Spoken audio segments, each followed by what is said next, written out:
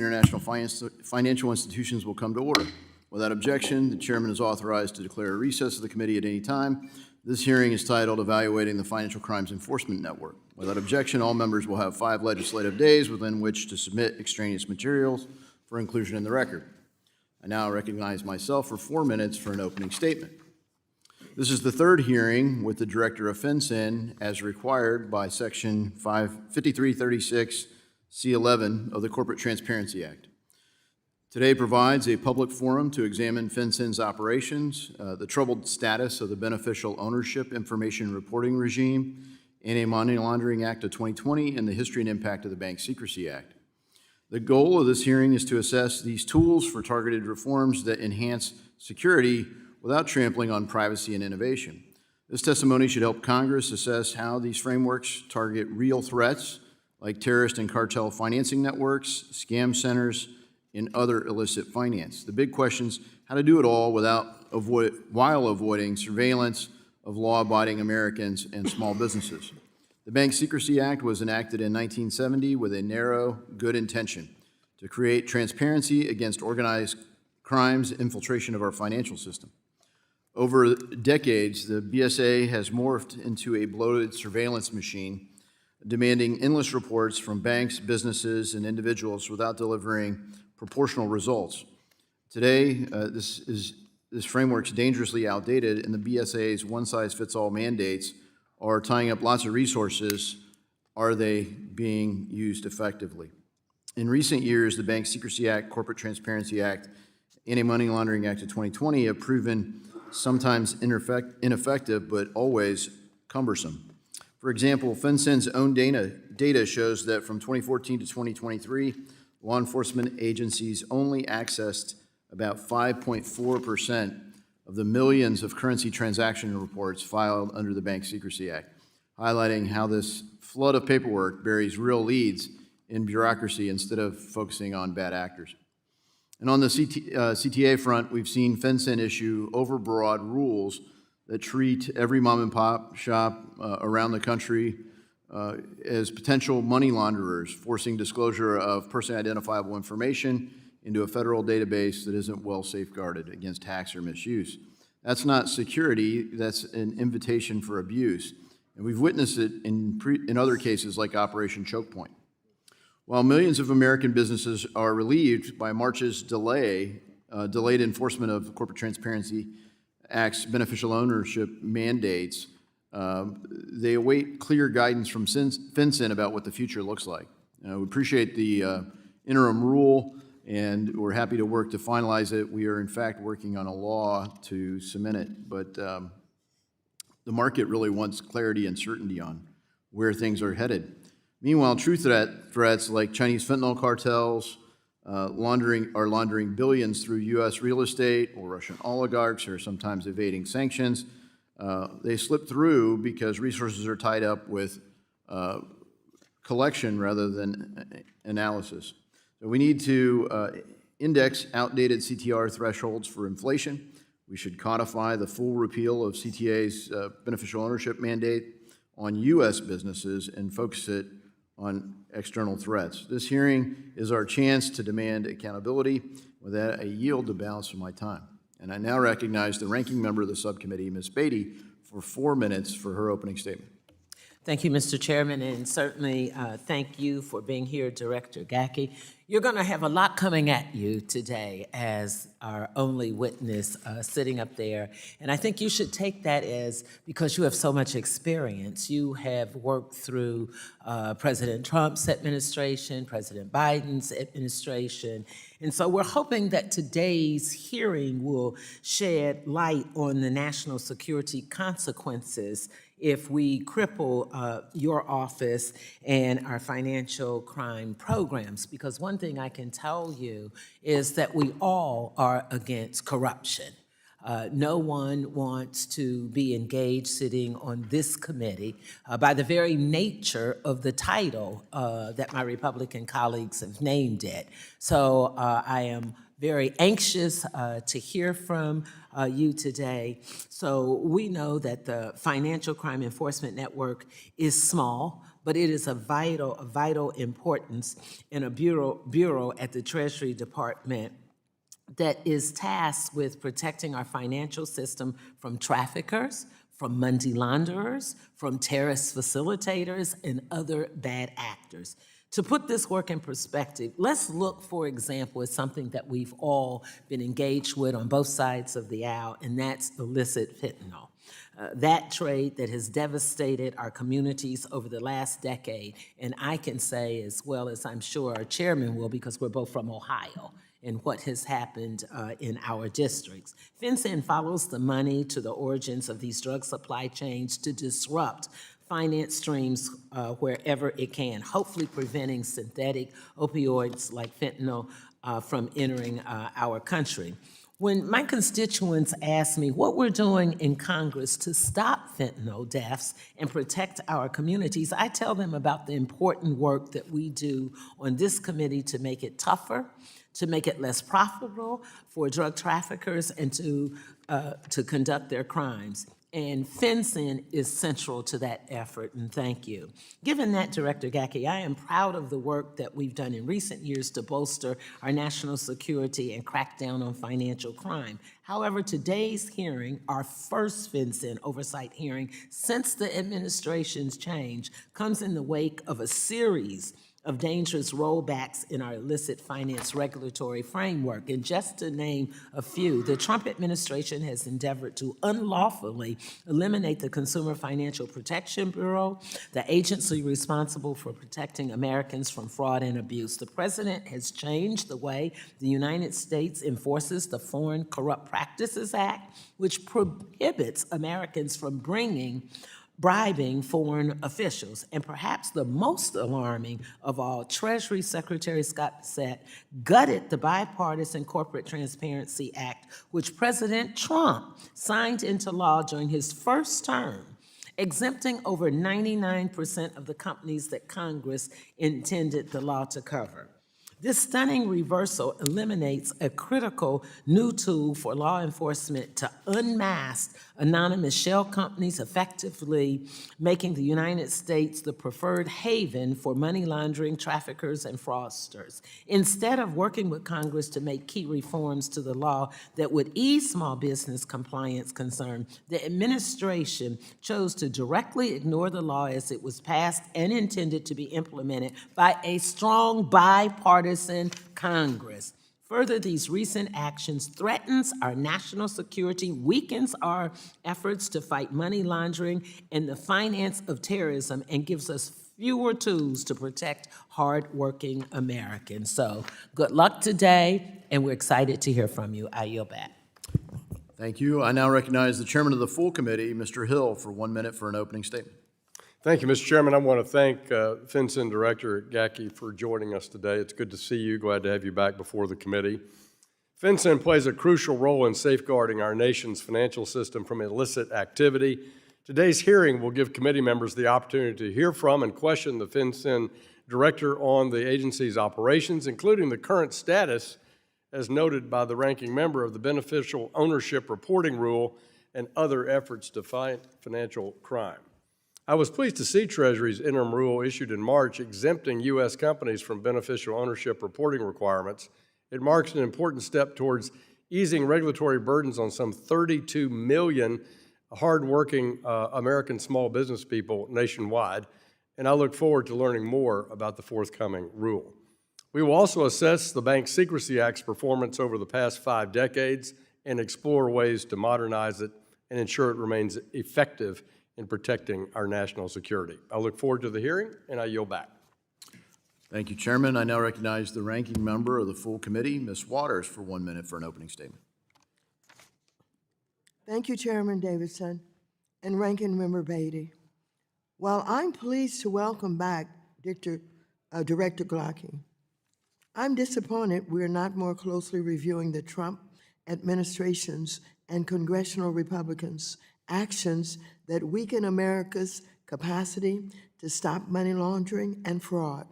Today, American consumers are less protected from fraud and corruption thanks to Trump's closure of agencies like the Consumer Financial Protection Bureau. Today, America is less secure thanks to Trump's firing of government examiners, investigators, prosecutors, and inspectors general. And drug and human traffickers will thrive due to the GOP's gutting of crime-fighting tools like the Corporate Transparency Act and the Investment Advisors Rule. If we really want to stop fraud, we shouldn't eliminate the very government workers who are charged with doing so. I yield back. Thank the ranking member. Today, we welcome the testimony of Ms. Andrea Gaki, Director of the Financial Crimes Enforcement Network. Thank you for taking your time to be here. You will be recognized for 5 minutes to give an oral presentation of your testimony. Without objection, your written statement will be made part of the record. Ms. Gaki, you're now recognized for 5 minutes for your oral statement. Thank you, Chairman Davidson, Ranking Member Beatty, Chair Hill, Ranking Member Waters, and distinguished members of this subcommittee. I thank you for the opportunity to testify here today on behalf of the Financial Crimes Enforcement Network, or FinCEN. I want to say at the outset how much I appreciate the support of Congress and of the subcommittee in general in our collective efforts to combat illicit financial activity. Today, I plan to discuss how FinCEN has leveraged our tools to advance this administration's highest national security and law enforcement priorities to ultimately protect the lives and livelihoods of the American people. First, FinCEN is deploying our resources against a number of threat priorities, including countering cartels and drug trafficking, imposing maximum pressure on Iran, fighting child sexual exploitation, and combating fraud. In these remarks today, I want to focus a bit on our efforts to counter cartels and drug trafficking. In one of his first executive orders, President Trump established a policy of ensuring the total elimination of terrorist-designated cartels in the United States.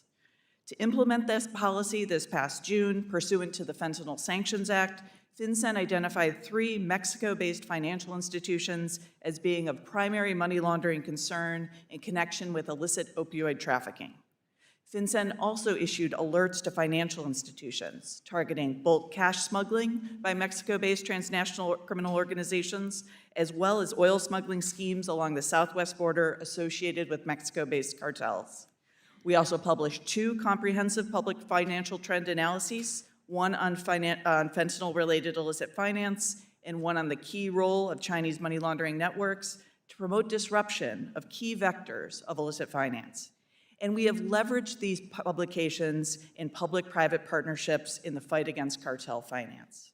In June, we convened 2 FinCEN exchange events along the southwest border in Texas, focused on combating money movements associated with drug trafficking organizations.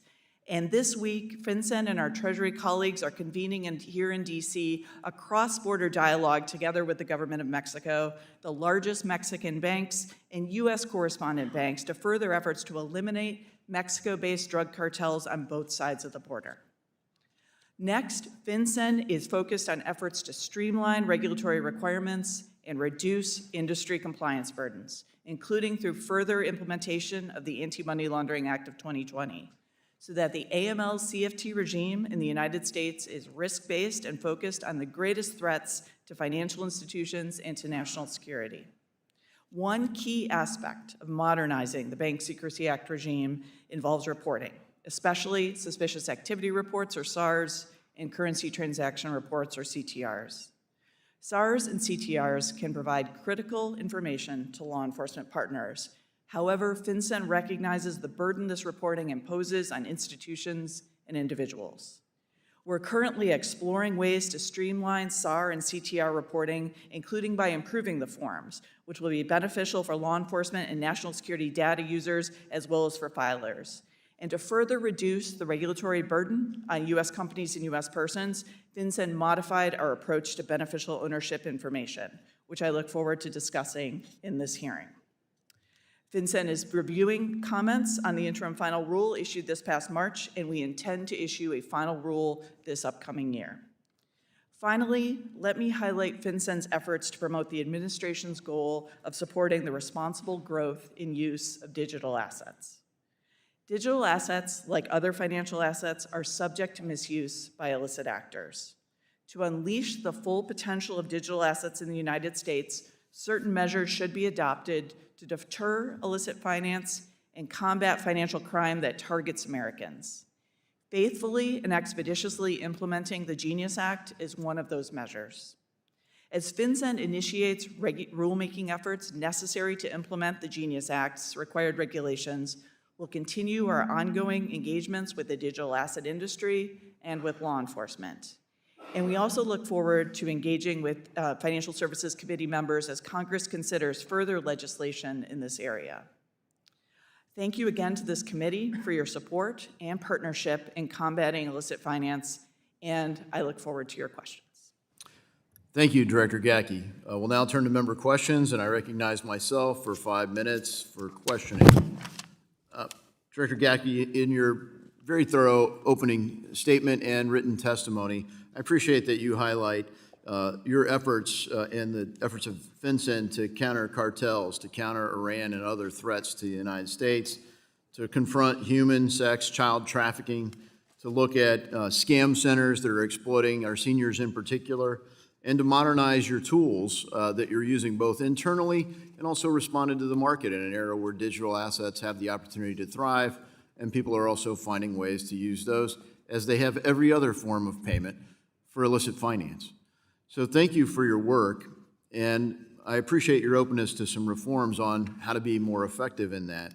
And I want to highlight one of those is the beneficial ownership disclosure, because it seems that you've made a decision to be, frankly, to focus on collecting information about U.S. citizens differently than you collect about non-citizens. And I think that's important because our Constitution limits the ability to presume that someone's guilty of a crime. You're supposed to have probable cause and a warrant to get some information. Beneficial ownership, as drafted in the previous administration, basically assumed every business was engaged in illicit finance and they had to provide collected material.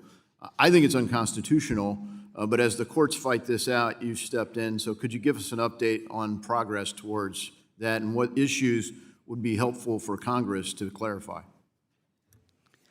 Thank you, Chair Davidson, for your question. And I also wanted to recognize the letter that you and other members and senators sent to Secretary Bessent yesterday on the Corporate Transparency Act and the way forward. And wanted to stress that the March 2025 interim final rule that FinCEN issued took a different approach consistent with administration priorities. As a career civil servant, I have served across administrations and am proud of my track record in implementing presidential policy. And the presidential policy changed with respect to the Corporate Transparency Act, focusing and making sure that the burdens on 30+ million small businesses were taken into account. And so FinCEN adjusted the reporting structure for the interim final rule in this past March and opened it up for questions. The present rule requires reports from foreign reporting companies that are not subject to any exemptions, and they are required only to report foreign beneficial owners. We intend to finalize this rule in the upcoming year. That's our public commitment. And we're working through administration, making sure we have administration guidance and working through the number of comments that we received to the interim final rule. And along with the resolution of the rule, we intend to resolve questions around the data that we gained and dispose of data that is no longer legally required to be filed. So we look forward to concluding that this year. Yep, thank you, and I'll ask, without objection, unanimous consent to submit the letter that I sent to Secretary Bessent and others directing as addressed. So thank you for addressing that, and look forward to your answer and working with you to get the law to match what the administration's intent is, and I appreciate the effort, your effort and FinCEN's efforts to align there. I'd also like to ask unanimous consent, without objection, to submit for the record a press release from the Judiciary Committee on fraud. It's titled "Fraud on Act Blue. New report details potential illegal activity on the Democrat fundraising platform," from April 2nd, 2025. this is an example of, financial crime where people are being attributed to have given substantial sums of money, and then when they're interviewed, they don't even have that kind of money. They're not giving it, and the question is, where's that money coming from? Can you comment on that ongoing investigation? Thank you, Chair Davidson. I know that my team is actively working with members in Congress to review our data to ensure that we are providing up-to-date information on that ongoing investigation. Are you working with the Department of Justice on it? We're working with congressional oversight committees looking into So this. at this point, DOJ's inactive? I'm sorry, I do not know the status of DOJ's. But they're not DOJ's. active with FinCEN? Well, DOJ has access to our data. Direct. And they are able to view it, consistent with the protections we have in place. And I defer to them on their investigation. Thank you. My time has expired. I now recognize the ranking member of the subcommittee, Ms. Beatty from Ohio, for 5 minutes. Thank you, Mr. Chairman, and thank you for that response to the chairman's last question about the investigation with Act Blue. We know investigations, whether it's Act Blue or the Epstein files, go both ways with what we're looking at and what we read in articles. And I note that we are moving forward looking at the Epstein files as well. But that's an aside. Let me say thank you again, because last year I had the distinct honor of having you in my district with former Undersecretary Nelson for our small business information session on the beneficial ownership rule. At that event, we talked at great length about how critical this information is to law enforcement, and many of them were present in our AML-CFT regime. Let's fast forward to March of this year, and the Trump administration has done a total about-face, violating the clear intent of the Congress to include domestic companies that are not otherwise exempt from the law. In my opinion, they were included because, in fact, there had been crime with the domestic companies. Director Gaki, we applaud you for working across all lines, but my question is, do you still agree that domestic companies could present a money laundering risk? Ranking Member Beatty, thank you so much for that excellent question. I want to thank you for welcoming me to your district last year. It was a terrific experience to get to interact with your constituents. And I do want to step back and reiterate that as a career civil servant working across administrations, I will implement the policy of the administration as it applies to beneficial ownership information. And I would say for the current administration has taken a look at the reporting structure and assessed that the burdens on small business fell too greatly and needed to be alleviated. And that is what FinCEN did through the interim final rule. However, as you point out, there are still instances where domestic shell companies can be leveraged in financial crime.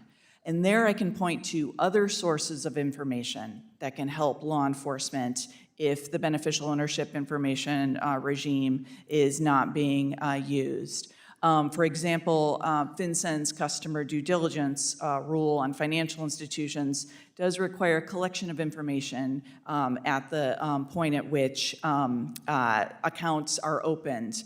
And financial transactions and financial accounts are usually critical to all forms of shell companies in the United States.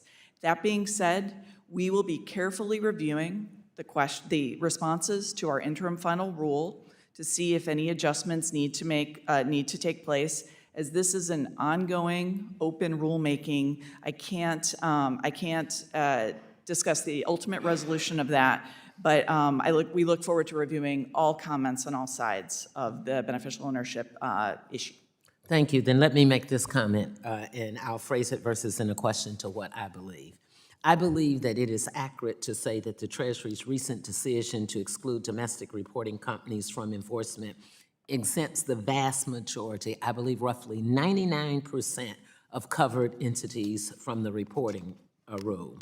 Also, I believe that, therefore, this decision to exempt U.S. companies makes it easier for fentanyl traffickers and other criminals to launder money through the United States, endangering the safety of our constituents. Don't want to put you on the spot. There are many who believe that. We have records to show from drug trafficking coming into Ohio and across many of our highways.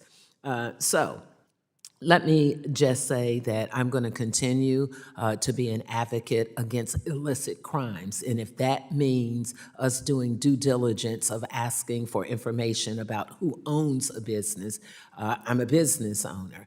You would have no reason in supplying the information, and I suggest to some of my colleagues, if they pull up the form and look at the questions that are being asked, they appear to me to be standard questions that any business doing good business, legal business, should want to do. And thank you, and I yield back. Thank you. Thank the ranking member. The gentleman from Arkansas, the chairman of the full committee, Mr. Hill, is now recognized for 5 minutes. Thank you, Chairman. Both before and after the passage of the Corporate Transparency Act back in 2021, I spent a lot of time advocating for alternatives to the rulemaking that was taken, and even the statutory language that the Congress agreed to in an NDAA amendment. That includes debating vigorously with former Ways and Means Chair Brady and former Treasury Secretary Mnuchin. I've advocated isn't there a better way, instead of creating a new database that can be breached, hacked, collecting more information that can only be filed online for 32 million small businesses, every heating and cooling owner out there with a truck and 3 employees is going to be captured by this, for example. And while, as I've noted in my opening comments, the March interim rule was helpful, I think there's a better way, which is simply using the existing Form 1065, which every pass-through entity has to file, and the resulting K-1s that are issued. And let me say in front of the whole committee, why was that not treated as a real possibility? Number one, the Ways and Means Committee said, and the Treasury said, we just don't want any more exceptions to sharing IRS data. Well, there are 35 or so now. And if this is such a national security essential element, why wouldn't this be a worthy additional sharing? Under CTA, companies are required to report 4 key pieces of information: full legal name, date of birth, current address, and a unique identifier. And of course, that's all available except for the birth date, which I think we can figure out. I believe we have open source data on everybody's birthday. We'll refer the FinCEN to Facebook for that if you need help on that. But I really think that this is a better approach. You don't have to express an opinion on it. You're implementing the law. I got it. But I think this is a good opportunity to illustrate we never, ever really tried to minimize the cost of 32 million people.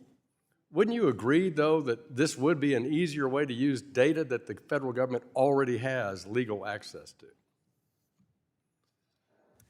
Chair Hill, thank you so much for that question and those excellent points. And I appreciate your focus on this issue. And I think that the idea that the congressional and executive branches should look at existing pools of data and determine how best to use those in the first instance is very well taken.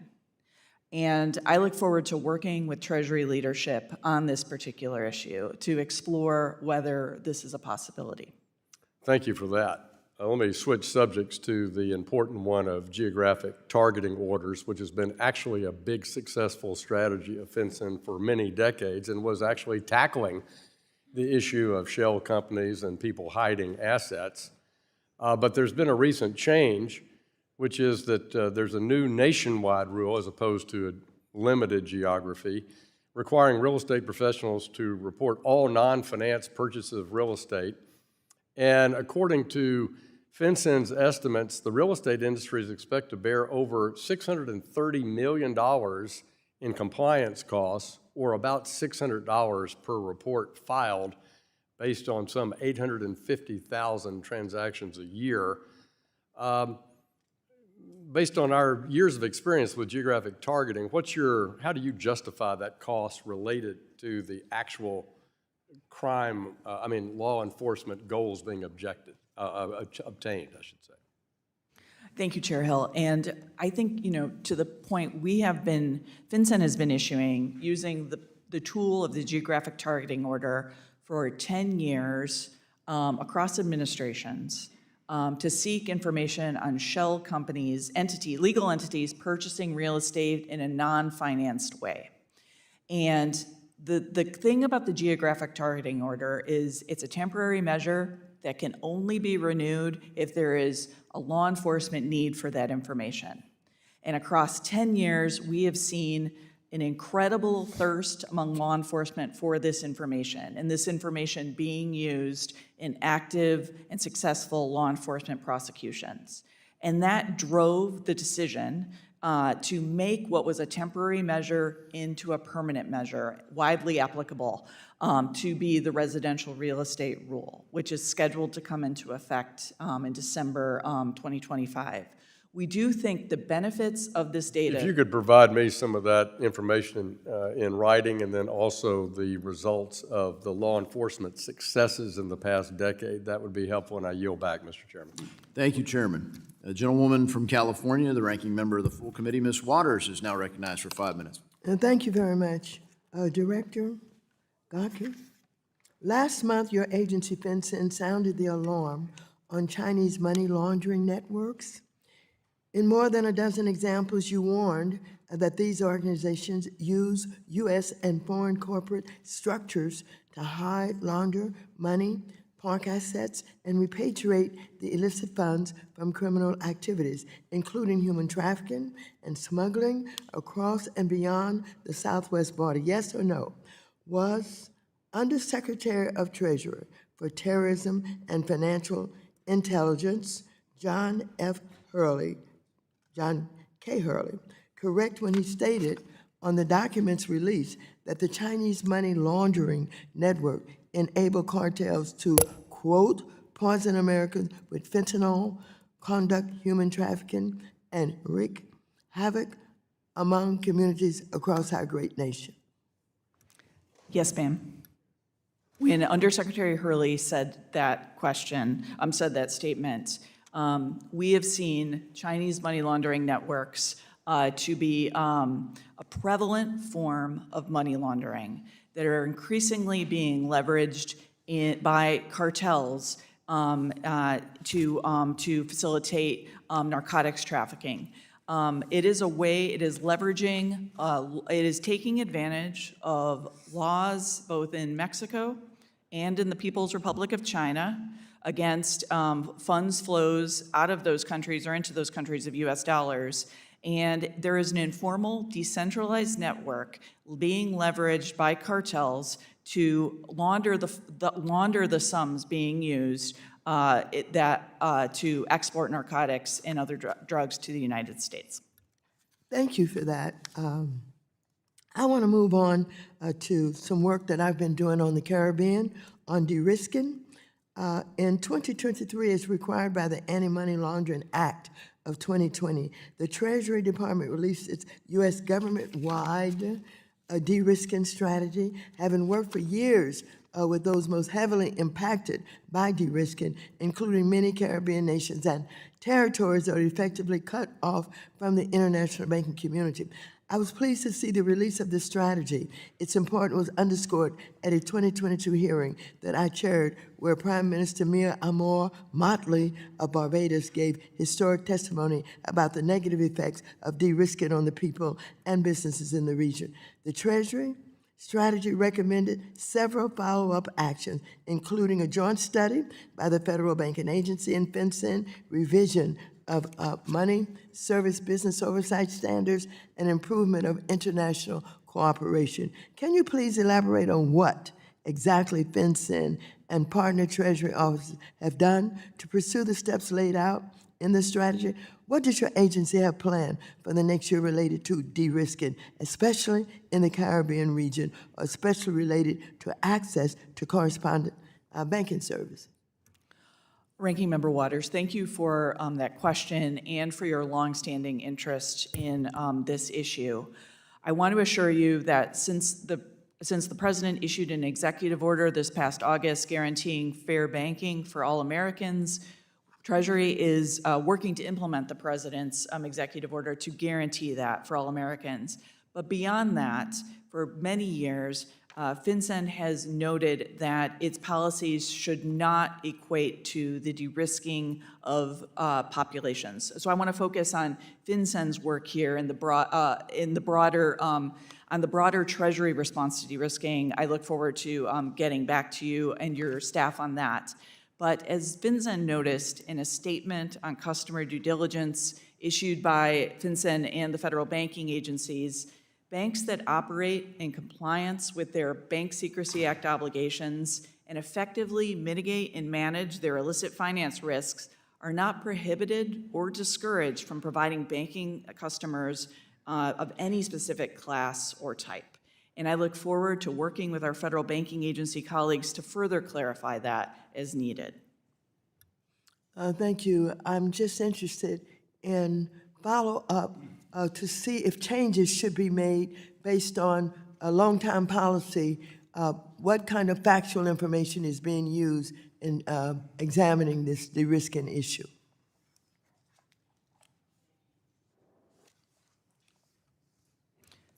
Absolutely. We'll get back to you on that.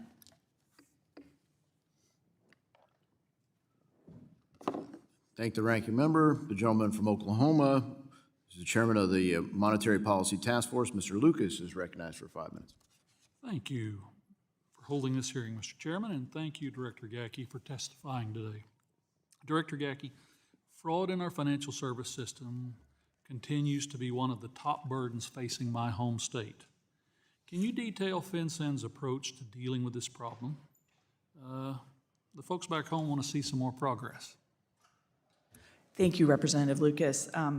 This is a huge issue for us at FinCEN and across the Treasury Department. And in fact, in many money laundering risk assessments facing the United States, fraud is the crime, it is the highest revenue-generating crime that features money laundering. And this has been proven time and again, and it's growing at an exorbitant pace. So FinCEN this is one of the key areas that FinCEN is dedicated to. And let me outline a few things that we're doing on this. First, we're trying to educate financial institutions as to markers of fraud so that they can be on the front end deterring this and stopping this. We've issued financial trend analyses, for example, on elder financial exploitation.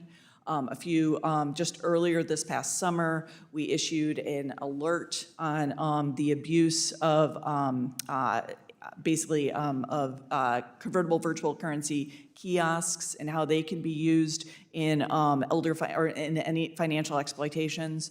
Just yesterday, we issued an alert on the troubling pattern of sextortion, a very specific type of fraud. Not only are we focused on different fraud typologies and making sure financial institutions are tracking that, but we're also actively working on repatriating funds that are taken by means of fraud. FinCEN has an active program called the Rapid Response Program that focuses on the fraud typology of business email compromise. And we work closely with the FBI and with Secret Service and IRS criminal investigations, where we can work through international counterparts to freeze or repatriate funds taken from Americans and brought overseas.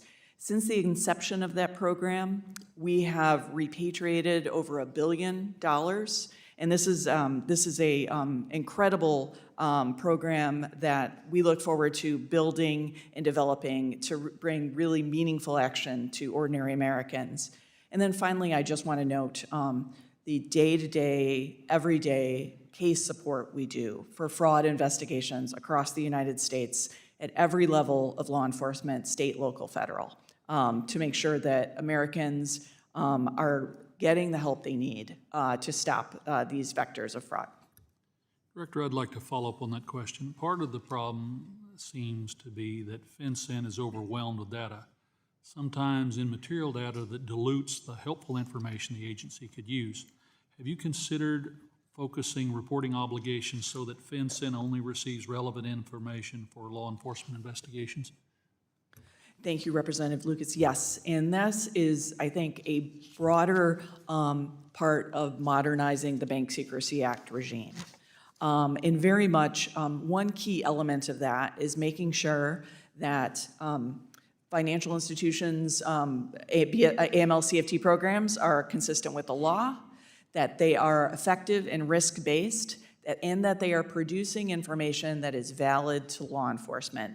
We are in the midst of a Treasury-wide exploration of how to reform the Bank Secrecy Act regime in the United States. And one part of that, a key part of that, is reporting, including suspicious activity reports and currency transaction reports. We should be collecting information that is truly important to law enforcement and national security. And to the extent that requires adjustments of the types of information that we ask for to simplify the forms and the thresholds, we are actively exploring that and hoping to bring it to conclusion as soon as possible. Let me simply note that it looks as though FinCEN has increased the administrative burdens on small business and credit providers in many ways without seeing results. I just simply suggest that a targeted approach might allow for better outcomes and a more enthusiastic support from the providers of that information. And with that, I yield back, Mr. Chairman. Thank you, Chairman. The gentleman from California who's the ranking member of the Monetary Policy Task Force, Mr. Vargas, is now recognized for 5 minutes. Thank you very much, Mr. Chairman. And again, I want to thank you for conducting this hearing and thanking the ranking member and, of course, the director. Mr. Chairman, at the beginning, you talked about the surveillance machine. It really caught my attention because I think that generally falls within the perspective or ideology of a lot of my friends on the Republican side, that government should be limited, that we shouldn't have the intrusion of government into our private lives, that there has to be a balance. And I normally fall on the side of saying, you know, government is generally good, and I'm very supportive of government in general. But I have to say, it's been fascinating to see under this administration how incredibly intrusive the government has grown, not only into our private lives, but interestingly now into business. I mean, we see government now taking positions in individual companies. And that used to be called socialism. It used to be called, you know, entities owned by the government. Now I understand we have GSEs. These are private companies that, you know, Congress created to make sure that there was liquidity in the secondary mortgage market.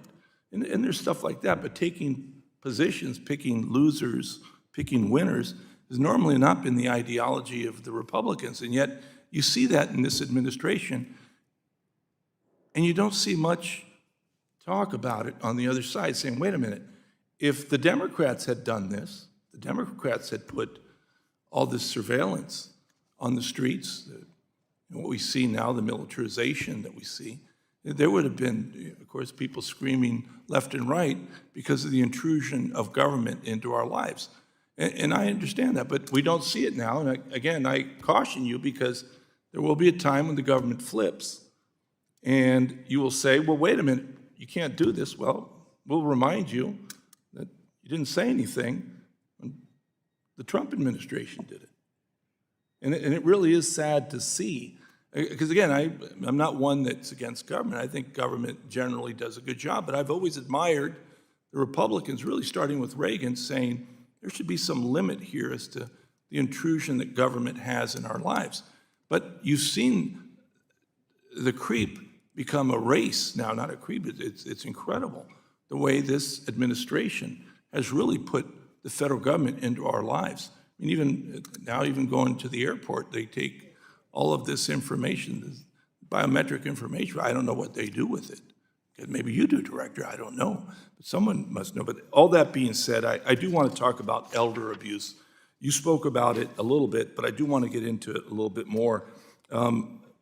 You did say in April of 2024, you published a financial trend analysis and look at the patterns and data of the elder financial exploitation. According to this analysis, between June 2022 and June 2023, FinCEN received more than 155,000 elder financial exploitation reports associated with more than $27 billion in reported suspicious activity. The filings show that scams accounted for 80% of the reported elder financial exploitation activity.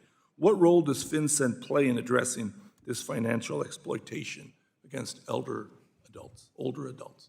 Thank you, Representative Vargas. And yes, so the financial trend analysis on elder financial exploitation and different guidance guidance products that we have issued ask filers, financial institutions, to use those as guideposts to provide us with financial intelligence that law enforcement can action to actually go after those perpetrators of fraud against our elderly population. And so not only does FinCEN play a role at educating financial institutions as to what to look for, so we get high-quality financial intelligence, but we also actively support law enforcement. So how do you use AI if you do? Because I know my time's going to run out. How do you use AI to do this? So there's of course, it's an administration priority to incorporate the use of artificial intelligence tools to analyze data.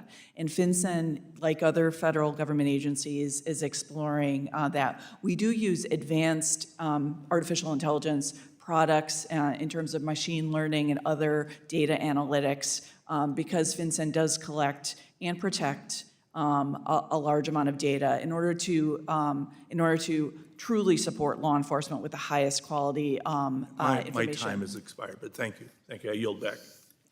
Thank you, Mr. Vargas. I would like to recognize the gentleman from Texas, Mr. Sessions, for 5 minutes. Thank you very much, Ms. Gaki. I appreciate you being here. I'd like to ask for your help in helping me work through not the entirety, but what you have discussed here today about drug cartels, movement of money, but directly related to what is called anti-laundering regulations for residential real estate transfers. So can you talk with me about that, the need for that information? I'm old enough where I've run across people asking information when I paid cash for things, and they were very specific of things that they wanted that were personal to me and not part of the transaction. Can you talk with me about that part of what FinCEN has done? Absolutely. Thank you, Representative Sessions, for that question. So for the past 10 years, at the request of law enforcement, FinCEN has sought, through use of a temporary measure, the geographic targeting order, information on non-financed, all-cash purchases of real estate if they're done not by an individual, but by a shell company. So two important caveats there. These are not financed mortgage, there's no mortgage lender involved at all, no financial institution. So nothing about what you have done would get in the process of an individual buying property on a cash basis. That's right. The residential real estate rule, which makes permanent the temporary measure of the geographic targeting order, is focused on entities, legal entities that are doing this purchasing and seeks reporting on those. And there are exceptions to those too. So for example, if the disposition of a property, for example, is by court order, it could be a settlement of an estate or something, that would not be covered by our rule. I'd be happy to work with your team to understand. Well, I'm the one that's got the problem with it, not my team.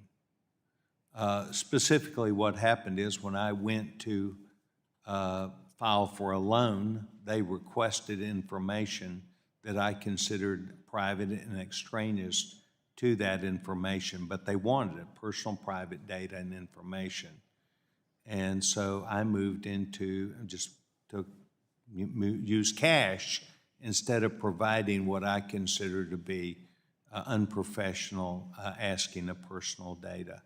So you're telling me there's nothing, I would not be caught up in that, you would not be looking at that, only where there is a shell company that is considered shell attempting to purchase real estate.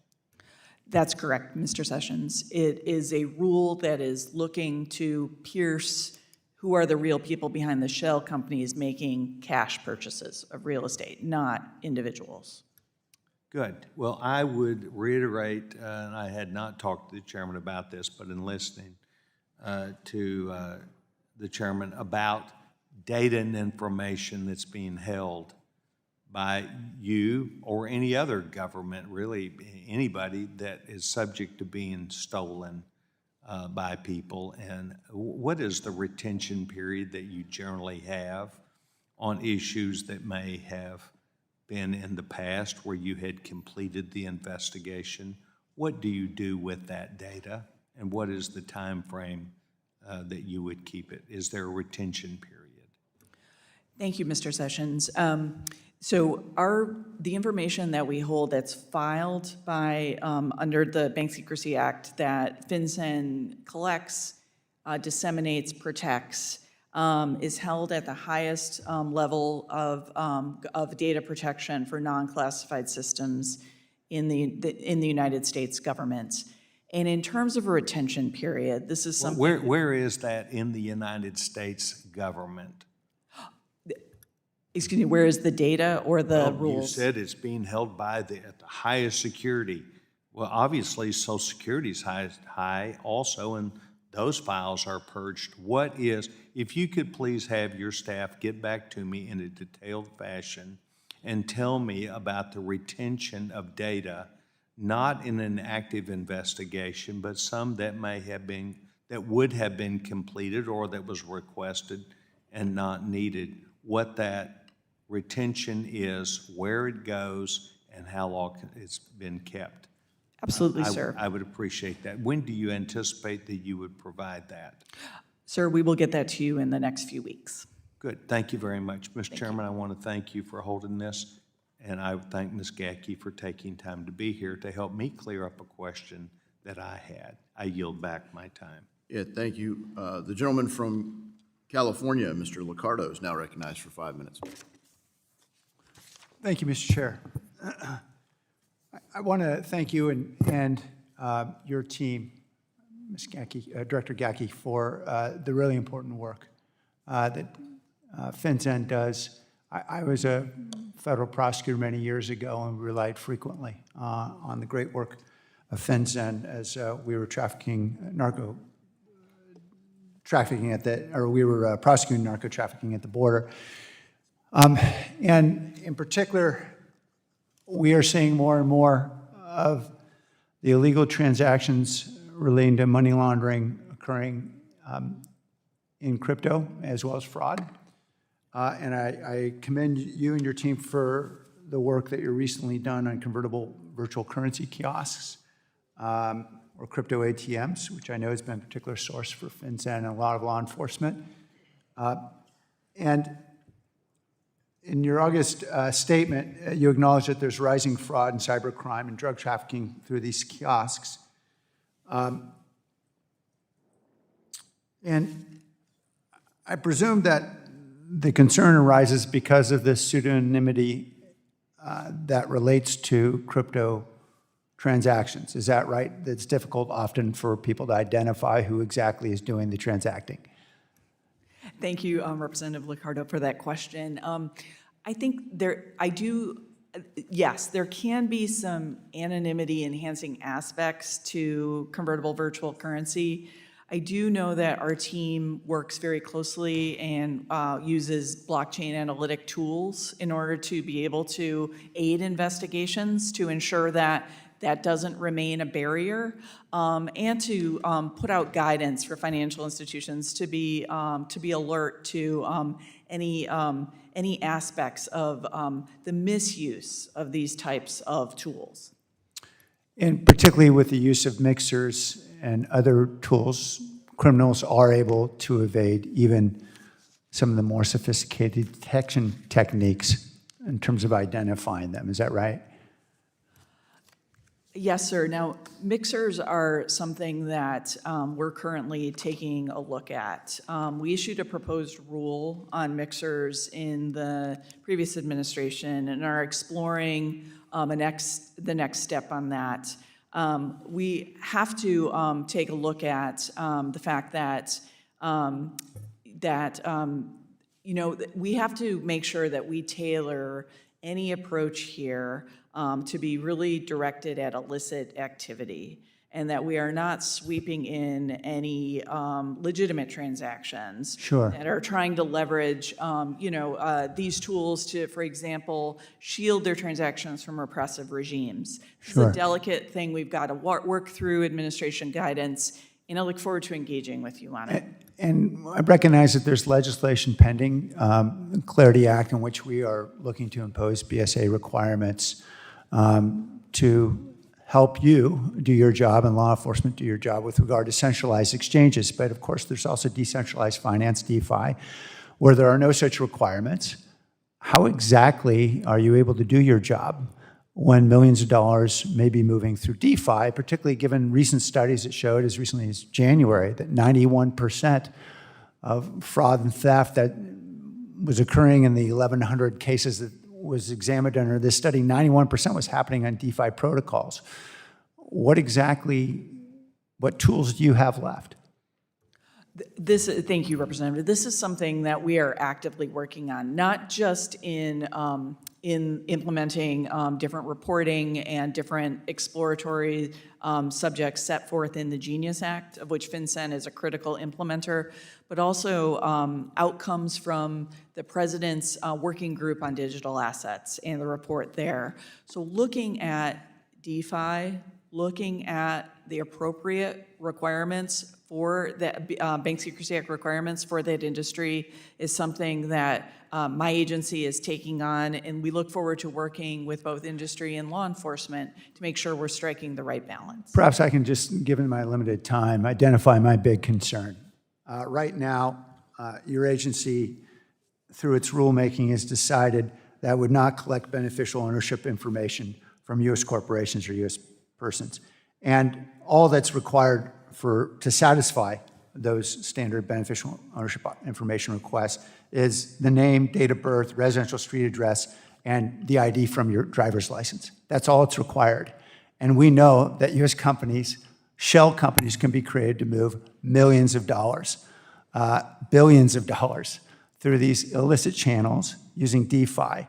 You won't be able to identify, nobody will identify who these folks are, because we don't have BOI requirements, and you don't have any mechanism for identifying who they are on DeFi protocols. The gentleman's time. Doesn't this create an expired. enormous opportunity for criminals? The gentleman's time has expired. I'd encourage follow-up in writing, and as we'll have additional questions submitted for the record. I'd like to recognize the gentleman from Texas, who's also the chairman of the Small Business Committee, Mr. Williams, for 5 minutes. Thank you, Mr. Chairman, and thank you for being here today. FinCEN's beneficial ownership reporting regime created a compliance nightmare for small business owners in my home state of Texas and across the nation. While I was pleased to see that Treasury was issuing an interim final rule that would require only foreign companies to report their BOI to FinCEN, I am still concerned about the data on domestic small businesses that was collected before the change in reporting requirements. By holding on to this data, FinCEN has created unnecessary privacy and security risks for millions of small businesses across this great country. So, Director Gaki, will you commit to deleting the beneficial ownership information of business owners who are no longer required to file with FinCEN? Representative Williams, thank you so much for that question. And with the interim final rule that was issued in March, as you noted, FinCEN has readjusted the requirements for filing to really put the obligations only on foreign reporting companies and only to the extent they have foreign beneficial owners. We are in the process of reviewing the comments to that rule, and we expect to make that rule final this calendar year. With the finalization of that rule, we expect to resolve any data questions involving the data that we have. And it is our intention along with resolution and finalization of that rule to delete any information that was filed that is no longer required to be filed that is currently being protected at FinCEN. Thank you. I want to shift gears and discuss the residential real estate transfer rule. Now, this rule requires a certain business involved in real estate closings and settlements to collect and report beneficial ownership information nationwide. In practice, more than 800,000 individuals would be required to file reports, resulting in over 4 million hours of compliance work. The estimated cost of this burden is an astonishing $630 million, according to some of FinCEN's estimates. These compliance costs will inevitably raise the price of purchasing a home, making it even harder for families to achieve the American dream of ownership. So, Director, again, given this rule raises compliance hours and costs at an alarming level, is FinCEN considering delaying this rule to improperly rescope it in a way that it does not create so much regulatory burden on small business? Representative Williams, thank you again for that excellent question. We believe that the residential real estate rule puts in place what had been a temporary measure across 10 years of collecting information from shell companies making non-finance purchases of real estate that has been incredibly beneficial to law enforcement. And we have renewed that geographic targeting order across administrations based on the strength of the reporting of the information and how vital it is for law enforcement. We believe that the benefits to the United States, to Americans, in gaining this information is critical and justifies the expense of the residential real estate rule. And in fact, we believe that the ensuring that shell companies purchasing residential real estate in a way that's not been detected can actually skew home prices, and which is another justification for why this rule is, we believe, is justified. And we do expect, we are planning for it to come into effect in December. Okay, last question real quick. The residential real estate transfers rule, like the beneficial ownership reporting requirements, will affect a large number of small businesses. As we saw from the beneficial ownership information reporting requirements, millions of small businesses in the United States were largely unaware that they had to comply and were even unaware of the existence of FinCEN. My concern is that similar to as before, small businesses like title companies will not be educated on those requirements and unfairly punished for something they are unfamiliar with. So, Director, quickly, this new residential rule shifts a heavy burden on title companies, many of which are small businesses, and given the complexity of the rule, what has FinCEN done to educate and prepare these companies? And has FinCEN engaged directly with title professionals and issued any public guidance to help them understand and comply? Thank you, Representative Williams, and thank you for that another excellent question. We have been working with title companies on education, but if we determine that more time is needed for them to be able to implement this rule, we will certainly explore methods and ways to give them that additional time to ensure a responsible implementation of this rule. All right, thank you very much. I yield my time back. Thank you, Mr. Williams. I now recognize the gentleman from Kentucky, Mr. Barr, who's also the chairman of the Subcommittee on Financial Institutions, for 5 minutes. Thank you, Mr. Chairman. Director Gaki, thank you for your service. FinCEN is responsible for issuing guidance for Section 314B of the Patriot Act, which allows financial institutions to share information with one another regarding activities that may involve money laundering or terrorism. Only 3,626 banks out of the approximately 9,148 banks and credit unions nationwide are actually registered to share information. And in the Commonwealth of Kentucky, only 47 financial institutions out of 178 participate in 314B data sharing. Director Gaki, I have heard from community banks in Kentucky that there is a lack of clarity with the current guidance on the safe harbor on what is permissible to share.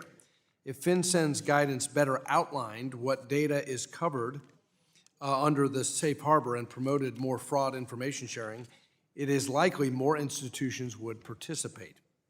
What is FinCEN doing to increase the uptake in this data sharing? Representative Barr, thank you for that excellent question. The 314B program is an important one for FinCEN, and we want to ensure that financial institutions are leveraging the information sharing potential involved in that. To the extent your banks in Kentucky or banks elsewhere are asking for greater clarity on the safe harbor, I can commit that as something we will look into and explore providing it. This is something that we use our FinCEN Exchange events to ensure are as well understood, but if greater guidance is needed here, I will certainly look into it. Thank you very much for your attention to that concern. Also, if there's one complaint or concern that community financial institutions raise with me, it's the prevalence and increased prevalence of fraud in our financial system. And you noted in your written testimony that cyber-enabled fraud remains elevated, and increased reports of fraud and cyber crime. We're seeing upticks in that reporting every single year. Elder financial exploitation, government benefits fraud, digital asset investment scams, account takeover attacks, AI-enabled fraud. So lots of theft. What is, and just you've talked a little bit about this in your testimony, but can you amplify FinCEN's focus on this and how you can help financial institutions that want to do right by their customers and limit their exposure to fraud? Absolutely, Representative Barr. So I think, making sure that financial institutions have the tools they need to help detect it, whether through alerts, advisories, financial trend analyses, through exchange events where we bring law enforcement together with financial institutions and public-private events to ensure that there's a direct communication to act as that critical juncture between law enforcement and banks of all sizes, financial institutions of all sizes, to ensure their data, that they're looking for what law enforcement needs and helping protect their customers and in turn the American people. That is absolutely something. I should also note that another thing that FinCEN does is we also have our own targeting authority through special measures to look at foreign actors of primary money laundering concern that are engaging in fraudulent activity. We took one action this past year against Way1 Group, based in Cambodia, which was being used as a vector for elder financial exploitation, for pig butchering and the like. We issued a notice of proposed rule that we hope to make final soon, but that was a way in which we could look at a critical external node for fraud and stop it and help financial institutions detect it in their own systems. Thank you. My final time, there's a narrative that, and critics of the innovation in crypto and digital assets that the movement of transactions to the blockchain creates additional fraud risks and risks for criminal activity. Can you share FinCEN's views on how the movement of transactions to the blockchain actually could assist in law enforcement in preventing fraud, criminal activity, money laundering, and the like? Thank you, Representative Barr, and I know that I have very little time, but I can tell you that, yes, the blockchain actually brings transparency, and with the right tools, you can use it to leverage, to really help detect illicit transactions for law enforcement, and I'm happy to engage with you. Thank you. I yield back. Thank you. Thank you, Mr. Barr. The gentlewoman from California, Ms. Kim, is now recognized for 5 minutes. Thank you, Chairman Davison. I want to thank Ms. Gaki for joining us today. Last year, FinCEN finalized the residential real estate transfer rulemaking that required title insurers to provide FinCEN with the names of the individuals who purchased a home valued more than $300,000 in Southern California and utilize certain forms of payment. I want you to know in Southern California, especially in Orange County, where I represent, the median home price there is over $900,000, almost $1 million. And that placed a high burden on many of my constituents who own small family-run title insurance companies. And in FinCEN's economic analysis, of the residential real estate reporting rule, they estimate that the first-year compliance cost could reach close to $560 million. So can you talk about how FinCEN will tailor your approach to this issue so California's small businesses are not unfairly burdened by duplicative or low-value reporting requirements? Thank you, Representative Kim, for that question. And we are working very closely in implementation of the residential real estate rule with organizations that represent title companies to ensure that the requirements are well understood and that they're implemented in as cost-effective and efficient manner as possible. And to ensure that small businesses, like the title companies in Southern California, have adequate resources and knowledge to implement this, it's certainly something we will explore to ensure they have enough time and resources. In your earlier exchange with my colleagues earlier, you talked about GTO, Geographic Targeting Order. You said that that is a temporary tool that is used by law enforcement, and the success of it made it permanent. But the comments and the feedback that I'm hearing from my constituents about that is that there is such little understanding about how that information the FinCEN is collecting is actually helpful. So can you talk about how FinCEN is utilizing the data from the real estate GEO? Absolutely. Thank you, Representative Kim. So the data is made available and accessible to law enforcement users at local, state, federal, and national security professionals across the country. We have almost 25,000 law enforcement users across, 400 different agencies in the United States at all levels accessing this information. This provides critical tip and lead information that has proven vital to successful prosecutions for crimes such as narcotics trafficking, to include fentanyl, for fraud, for terrorist-related actions across the country. I'd be happy to give you more specific details in a follow-up conversation. All right, let's talk about that, the residential real estate rule once again. It places much of the reporting responsibility on title companies. And there is over 90% of the companies being small businesses. I want to ask you what steps you are using. I know it was already discussed regarding the education, regarding preparing the industry for that complex rule. You did say FinCEN is doing your best to educate the industry, but I would like to take you up on that offer and see if you can come to my district and have a roundtable discussion with my constituents, my title insurance companies in my district. That would be very helpful, and I'm happy to put together a roundtable discussion with you. We would welcome that opportunity. Thank you very much. Great. All right. However, I remain concerned that the expansion of the residential real estate rulemaking nationwide will only hurt these family-owned small businesses.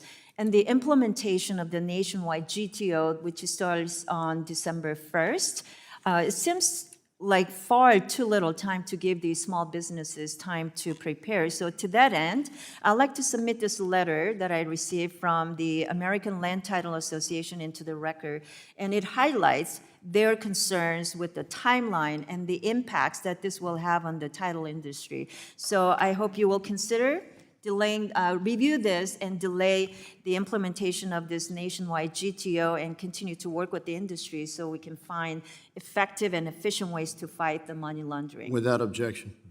Thank you. The gentleman's Nailed time's that. expired, and the gentleman from Illinois, Mr. Foster, who's also the chairman of the Subcommittee on Financial Institutions, now recognized for 5 minutes. Thank you, Chair Davidson, and thank you for joining us, Director Gaki. Now, Director Gaki, in November of last year, FinCEN issued an alert warning for financial institutions about the increase in identity fraud schemes associated with the use of deepfakes and created with generative AI tools. Criminals are using Gen AI to cheaply mass-produce false identity documents and circumvent live identity verification and authentication methods in online transaction. I appreciate FinCEN's efforts to raise awareness of these scams, and I encourage you to do more, because it's clear that Gen AI and the deepfakes that they produce will continue to become more believable and accessible as time goes by. Now, I believe the best tool that we have at our disposal today to verify identities online is a form of secure digital ID. And the tool at hand is the mobile driver's licenses currently being issued by several states. And in fact, most countries, including all countries of the EU. Digital IDs can allow consumers to prove they are who they say they are in online transactions. A verified credential attached to a secure mobile device creates a reliable system that's extremely difficult to fake.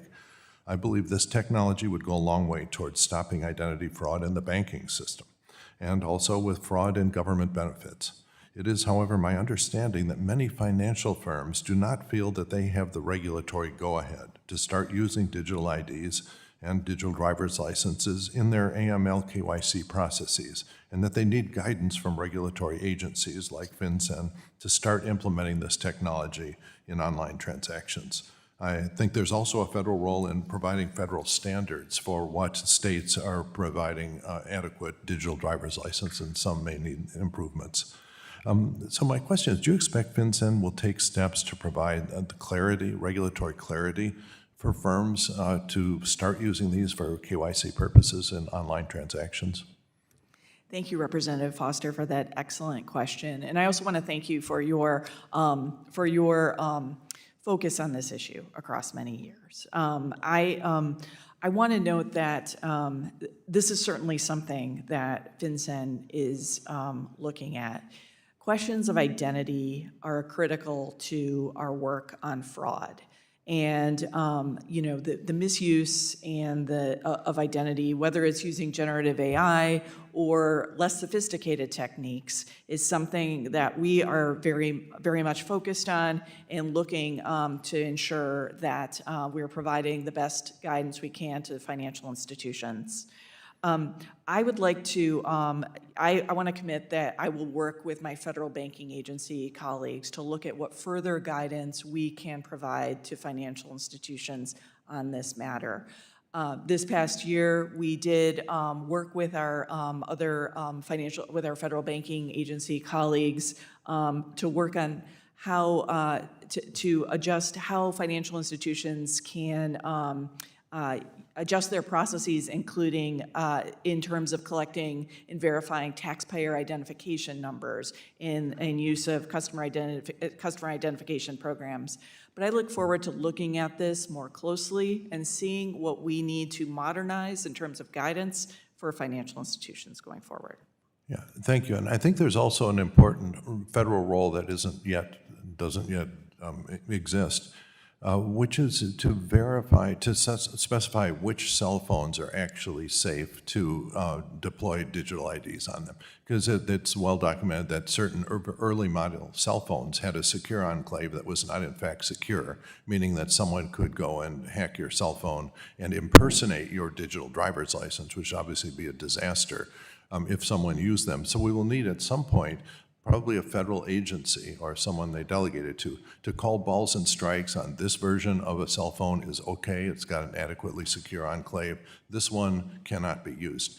That's sort of being done by Apple in its ecosystem by just saying we're not supporting the iOS for once phones get old enough. The Android system is a complete, so it's less organized, and it will be difficult to do that. But this is an important role. And if you could, for the record, come back and give us some suggestions on what is needed there to specify when we can trust the silicon in different versions of cell phones and where that federal agency is best housed. Because right now, DOD does some of it and other agencies do some of it, but there isn't an organized standard federal way to do that. And I think it's a missing piece here. Thank you. My time is up. Thank you, Mr. Foster. The gentleman from Tennessee, Mr. Ogles, is now recognized for 5 minutes. Thank you, Mr. Chairman, and thank you to the director for being here and answering the questions so thoroughly. I do want to perhaps emphasize, what may be the key takeaway as you hear everyone, and I want to compliment or echo Mr. Foster here in a moment, but when you look at, Mr. Sessions asked about the data retention period. Mr. Williams asked about the notion of will you delete data that otherwise would no longer be collected. Then I would also take that a step further, that if you've collected data and there's been an investigation and someone's been cleared, then will that data be deleted because it's no longer necessary? And we've seen federal agencies like Treasury have some security breaches, security issues. And so the idea that this data is somehow impenetrable or safe, I think, is a bit of a misnomer when we've seen systems all across, our government, quite frankly, have failures in that security. We know that China and other, adverse, hostile entities and nations are trying to get access to this data. So I think it's important that we address this data issue, this data retention issue, and have very clear parameters, and quite frankly, aggressive parameters in deleting that data versus housing it in perpetuity because of the risks associated therein. And again, even in your own comments, you talked about data security and the issues with trafficking and fentanyl and such. That's not your average small business owner who's having to report and suddenly has a vulnerability out there. But with that, thank you for addressing those, and we look forward to getting that information back from you. I know we've seen roughly 100,000 Americans die every year from drug overdoses, most from fentanyl, and Treasury itself has linked Mexican banks and cross-border cash flows to the cartels financing that flow and that poison. How many American overdose deaths can be traced back to the laundering networks running through Mexican banks like Cibanco, Intercam, or Vector?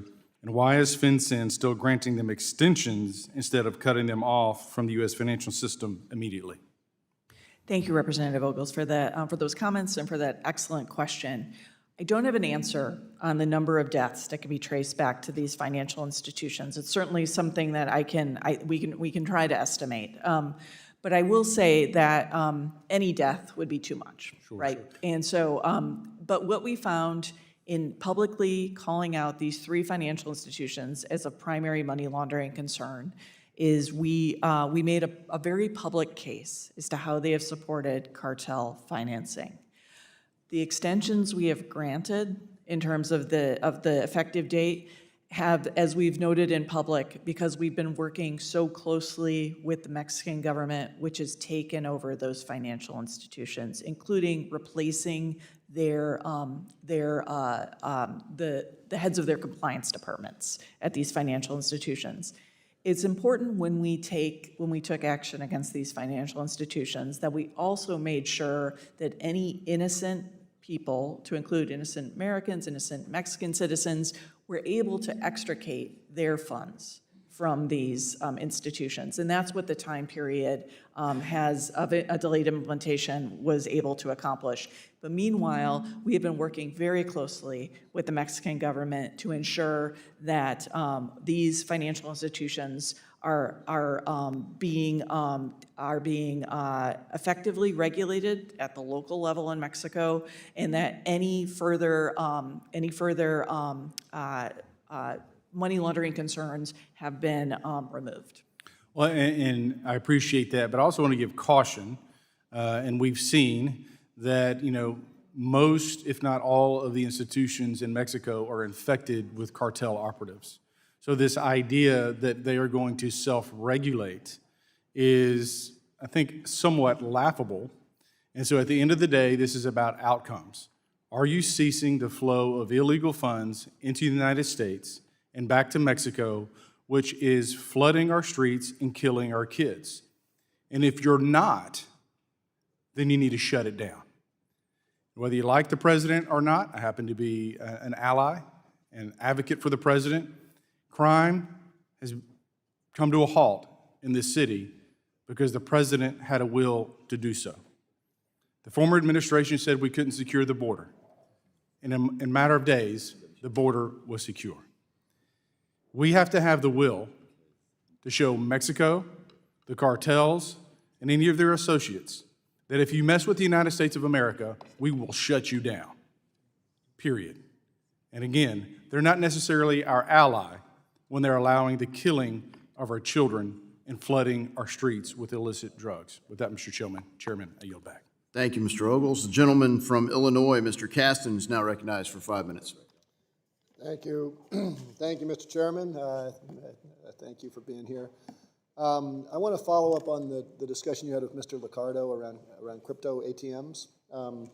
Mr. Chairman, I'd ask unanimous consent to enter into the record a Chicago Sun-Times article titled "Chicago's Crypto ATMs Are Magnets for Drug Dealing and Scams on Older Adults." This has been a particular issue in Illinois, but obviously nationwide. I think in 2024, the FBI had received more than 10,000 complaints about crypto ATMs and reported more than $246 million in losses. In August, FinCEN published a notice that emphasized the irreversibility of crypto transactions on ATMs and noted that there's a high non-compliance with anti-money laundering laws among the operators of crypto ATMs. At a high level, can you give any sense of what you're seeing as far as the trends in suspicious activity reporting specific to crypto ATMs that we should be monitoring? Thank you, Representative Caston, for that question. I will say that crypto ATMs, like other financial institutions, are subject to the Bank Secrecy Act, and some are more compliant than others. We are seeing, however, as we noted in the alert, high use of certain crypto ATMs as a critical way of defrauding Americans. So it's something we're looking at very closely. I don't have an estimate in terms of the industry, but outreach to that industry and in ensuring that industry is as compliant as possible is one of our key objectives. Okay, I'm particularly interested in, as you dig through, and maybe we can follow up offline, about the impact on seniors. I represent Chicago suburbs, which, given the way Chicago is laid out, means that I have about 40 mayors who I have to keep in touch with of lots of little small towns, and one of them has a very low tax base. It's one of these towns that depends fundamentally on the revenue from a couple convenience stores and liquor stores and not a lot of larger tax base in the community. And even in that tricky financial situation, the convenience store operator said they removed the Bitcoin ATM because the owner said it just broke his heart how many seniors he saw walking in there every day and putting money into the machine and then coming back later and saying, this money's disappeared. We've had at least 20 states that have adopted or considering laws and regulation on crypto ATMs. Illinois did just enact a new law to require that operators at least impose daily transaction limits. Would you support similar federal requirements on ATMs to at least slow?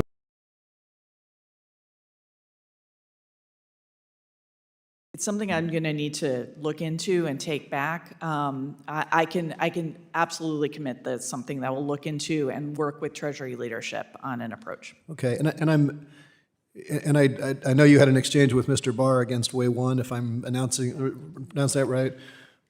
A part of what scares me on this, and I think we have done a terrible job this term in Congress, is we've allowed all of these transactions to operate overseas. The mixers are overseas, the transactions are overseas, and it's great if we've got the SAR, but then we don't have a way of getting in, right?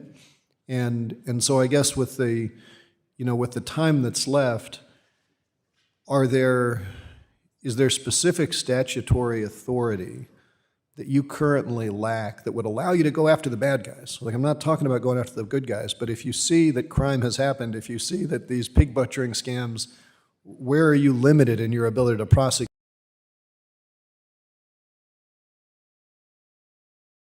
One idea that was in the president's, the report to the president on the Digital Assets Working Group, and you saw it with our action on the Way One group, is we used an authority under Section 311 of the Patriot Act that was actually built for a different era, when the special measure that we used that was available to us was to cut off correspondent and payable bank accounting.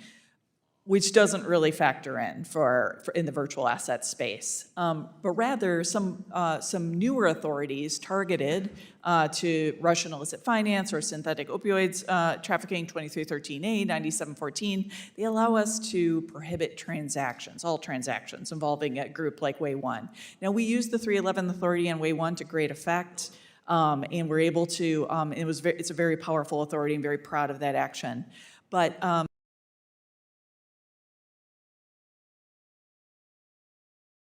involving fraud in other respects would be a way that we could modernize this authority.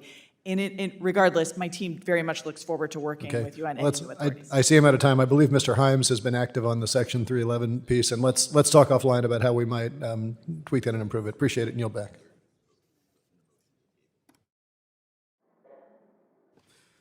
Thank you. I'd like to recognize the gentlewoman from Florida, Ms. Salazar, for 5 minutes.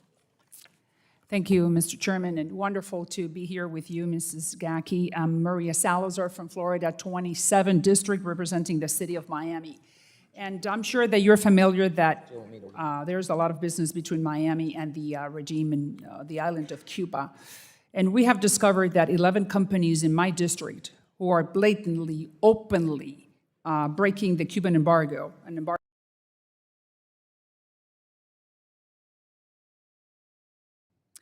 These companies are doing business with the Cuban regime, giving them oxygen so they can feed the repressive apparatus. And I just sent a letter to the Secretary of the Treasury and to the Mr. Rubio, Department of State, asking them to investigate and to shut them down. And I wanted to ask you to please help us and stop this madness. Because you cannot be taking money from Miami and from the Cuban exile community and be sending it to the Cuban regime to beat on the people that are trying to be free. So do you think I could have your word for you to be able to help me and your office to do something with this? I mean, I'm going to be forwarding to you the letter, but I really would like your commitment on the record. Thank you, Representative Salazar. And I, for many years,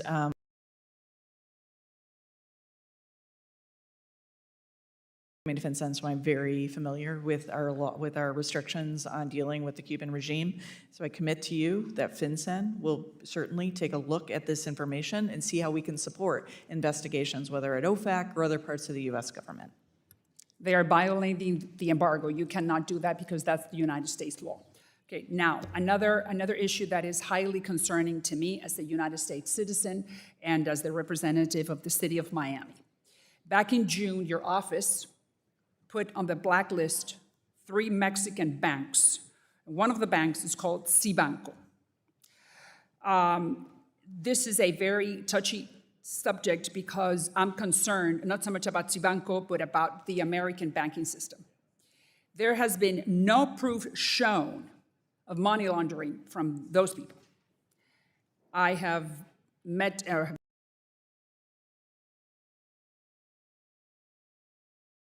I'm not saying that there is, but they have been asking for proof, and your office has not shown why these people need to be on that list.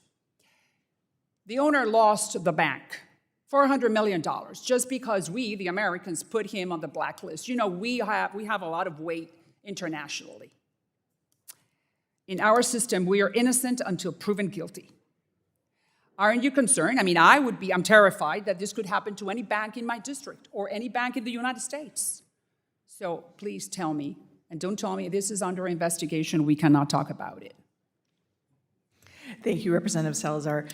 I stand by FinCEN's actions against the 3 financial institutions, Subpoena, Intercam, and Vector. We made very detailed public cases in orders issued under authority given to us by Congress.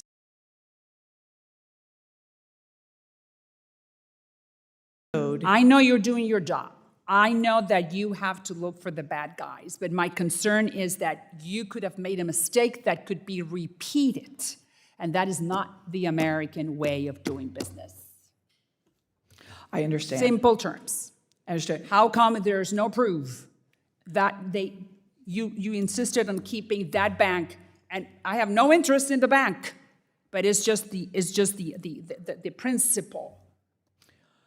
We followed the law set forth in the Fentanyl Sanctions Act, as amending the Fentanyl Sanctions Act, and found a basis on which to call these three financial institutions of primary money laundering concern. We worked Why didn't you show the proof? We publicly issued it in orders when we issued these orders, and be happy to share them with you. I read them. They are not, it is not enough. And you know that. So what I'm saying is that how can we, in the banking system, make sure that we are not going to have a little bank be put on the blacklist and then the owner of that bank lose their assets and their own and the bank?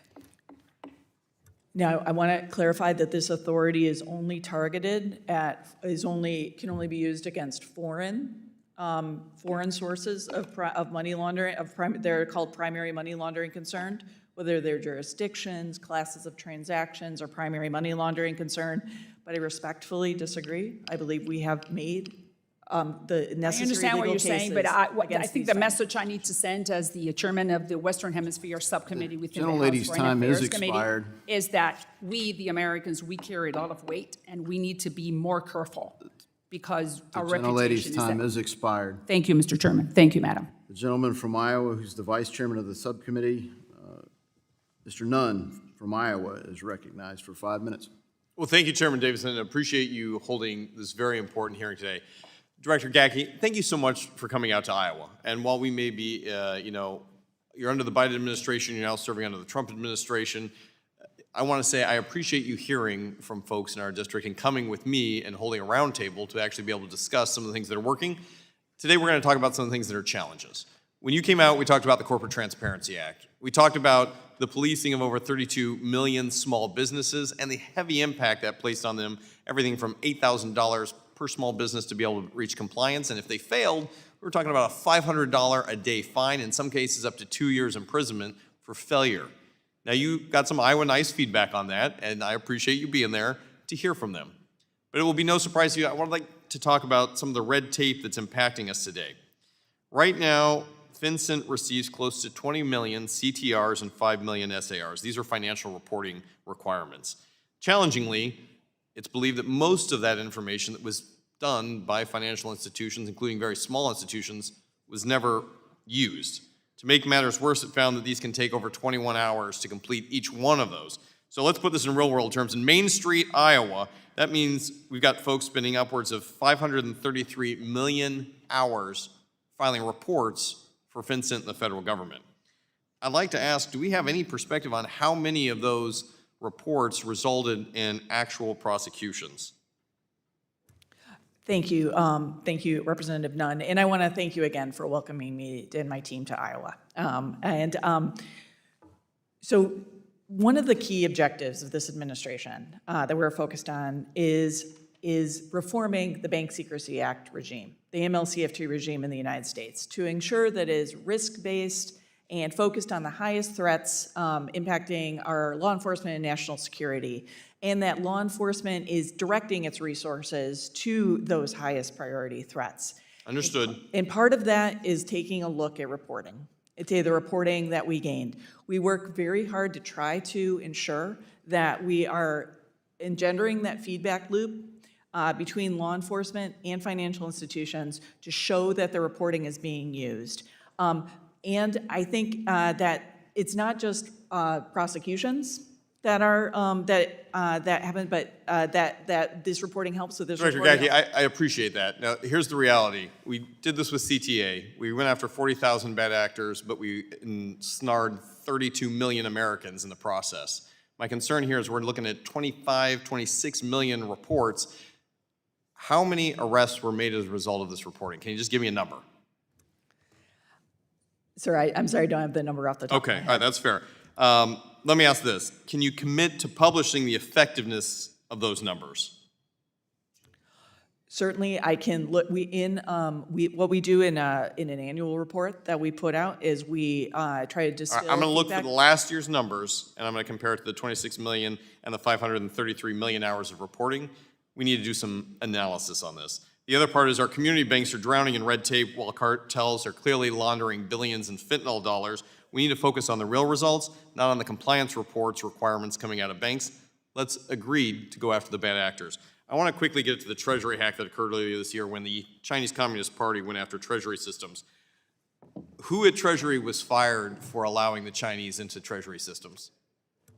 I'm sorry, sir, I don't have a response to that question. Okay. The hack showed exactly why sensitive small business ownership data that doesn't belong on government systems was intentionally hacked. There's no indication that anyone was held accountable. If this happened to one of my small banks or my small credit unions, those guys would be out on the street and there would be a full inspection into what happened. I've not seen that happen at Treasury. So here's my ask right now. For those banks and lending institutions that have data on your systems that were hacked by the Chinese that I think are arbitrarily being kept on data servers, are you willing to help us commit to deleting those before another breach occurs? Sir, I'm happy to make sure that the information that we collect and protect is held to the highest security standards. I'm aware of no breach of the Bank Secrecy Act data that we protect. Well, let's look and see the after action of what happened with the Chinese, because I've seen no accountability to be able to actually hold whether that's true or not. I look forward to opportunities to work together on that. And then finally, Director Gaki, I think one of the things we have worked on together is the GUARD Act, making sure money laundering does not take place. I'd like to thank you for giving our team technical assistance on going after this, protecting seniors, and helping our local and state law enforcement. You know, is there anything you'd like to add on what we're doing to help protect through the GUARD Act? I'd just like to thank you for your focus on the important issue in the GUARD Act, and just want to, if you need any further technical assistance, we're happy to supply it. Thank you. Appreciate to work together. Thank you, Mr. Chair. I yield the remainder of my time. Thank you, Director. Thank you, Mr. Nunn. I'd like to ask unanimous consent to submit for the record a report by the Independent Community Bankers of America for the Financial Crimes Enforcement Network, recommendations for better coordinated and more effective policies enforcement. Without objection, we'll pause for a swap out on microphones. We have a failing microphone.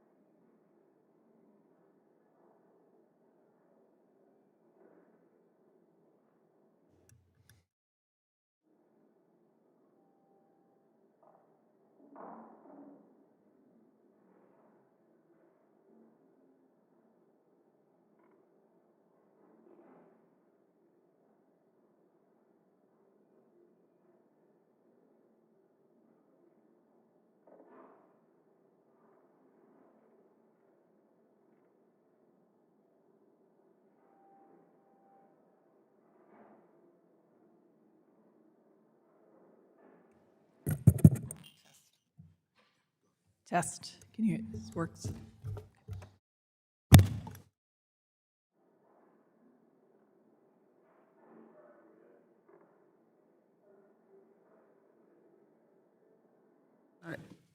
The gentlewoman from Michigan, Ms. Tlaib, is now recognized for 5 minutes. Thank you, Mr. Chair. Director, do you know, have you heard about in July how Senator Wyden announced that the Treasury Department has suspicious activity reports on Jeffrey Epstein's financial network detailing, I think, thousands of transactions totaling $1.5 billion? Thank you, Representative Tlaib. I am familiar with Senator Wyden's communications. Yep. Are you, among the largest transactions are two that JP Morgan Chase reported with Russian banks for as much as $100 million? Are you aware of that one? I'm aware of Senator Wyden's communication, yes. Can you tell the committee more in regards to, I mean, yesterday it was revealed that, just yesterday, that Chase employees knew of these suspicious transactions for more than a decade and they were ignored. Are you familiar with that? Well, I thank you, Representative Tlaib, for these questions. And given the sensitivity of the data that we obtain through the Bank Secrecy Act, to include these SARs, I want to assure you that Treasury is taking this very seriously. But we, as committee members, can we have access to that information? It should be public, correct? This is highly sensitive. Can you be subpoenaed for the records? We are working with Representative Comer to ensure that we provide. Okay. Well, I'm going to yield the rest of my time, Director, to my ranking member, Beatty. She'd like to put a motion, because I think Financial Services Committee should also have oversight in regards to any banking institution. As somebody that serves on oversight, sat at a round table with girls that were as young as 13 years old who asked us to follow the money. And I think it's our responsibility as members of Congress to do that. And with that, I yield the rest of my time to Ranking Member Beatty. Thank you, Congresswoman Tlaib. Mr. Chairman, pursuant to Clause 2M of House Rule 11 and Clause 2K6 of the House Rule 11, I move that this committee issue a subpoena to the Secretary of Treasury to return to the majority and minority of the Subcommittee on National Security, Illicit Finance, and International Financial Institutions of the Committee on Financial Services and the Committee on Financial Services all complete and unredacted documents related to Jeffrey Epstein or individuals and entities associated with Jeffrey Epstein, including but not limited to wire transfers, bank accounts, and other transactions, other accounts, account holders that were party to any such transactions, currency transactions, actions reports, suspicious activity reports, and other Bank Secrecy Act data. Any documents related to a description or review of the network of Jeffrey Epstein's conducted by any party, including but not limited to any law enforcement investigation and/or investigations or review by any other party, and any document or review that addresses any connections to any Russian-based financial institutions, individuals, and entities, including but not limited to entities that are currently under United States or allied sanctions. The gentlelady has moved to authorize a subpoena. For what purpose does the gentleman from Oklahoma seek recognition? Mr. Chairman, I seek a point of order on the motion. Point of order has been reserved. The committee will suspend and consider the pertinence of this motion.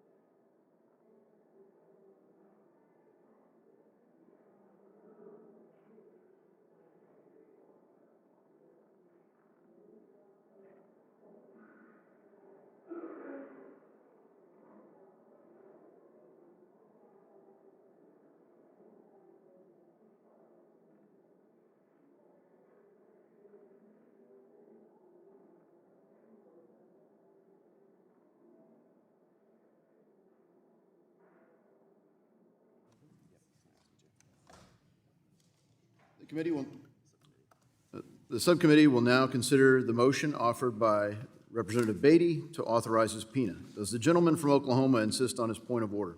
Mr. Chairman, I do not insist on my point of order. For what purpose does the gentleman from Oklahoma seek recognition? Mr. Chairman, I move to table the motion. The gentleman has moved to table the motion. The motion is not debatable, and the question now occurs on the motion to table. Those in favor shall signify by saying aye. Aye. All those opposed shall signify by saying nay. Nay. In the opinion of the chair, the ayes have it. I request a roll call vote. A recorded vote is requested. All those in favor of a recorded vote, raise your hand. A sufficient number having raised a hand, the recorded vote is ordered. We'll now take the vote on the motion to table. And we'll suspend until the clerk has set things in motion to do that.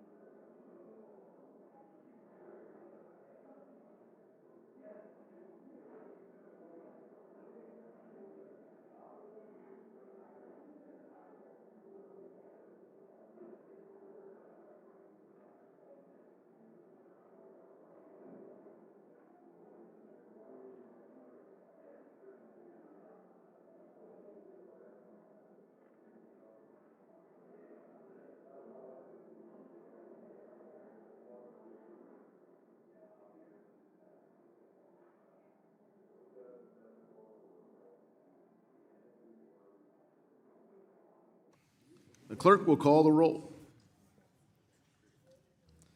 Mr. Lucas. Yes. Mr. Sessions. Aye. Mr. Barr. Mr. Williams. Mrs. Kim. Mr. Ogles. Mr. Nunn. Mrs. McLean. Ms. Salazar. Chairman Hill.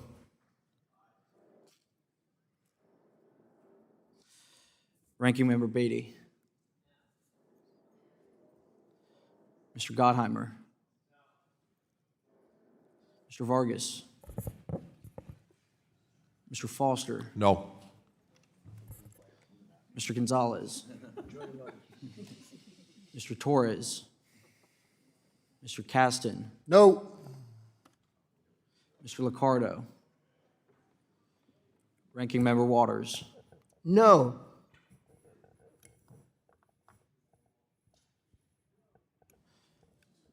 Chairman Davidson. Yes.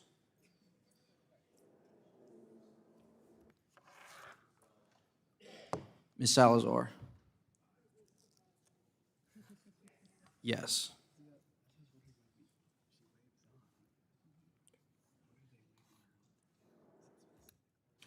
Would the clerk read how each member voted?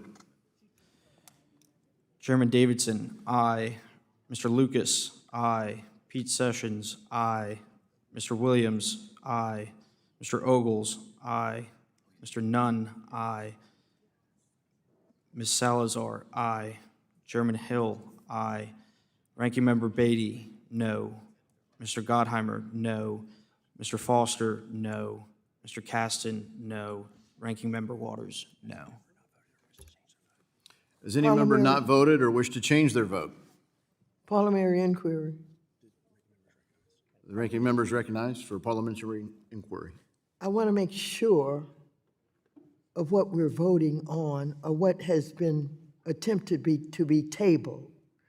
Is this a motion that this subcommittee issue a subpoena to the Secretary of the Treasury to return to the majority and minority of the subcommittee on national security, illicit finance, and international financial institutions of the Committee on Financial Services, all complete and unredacted documents related to Jeffrey Epstein or individuals associated with Jeffrey Epstein, including but not limited to wire transfers, bank accounts and other transactions, other accounts and account holders that were parties to any such Well, transaction. the gentlelady yield for an answer.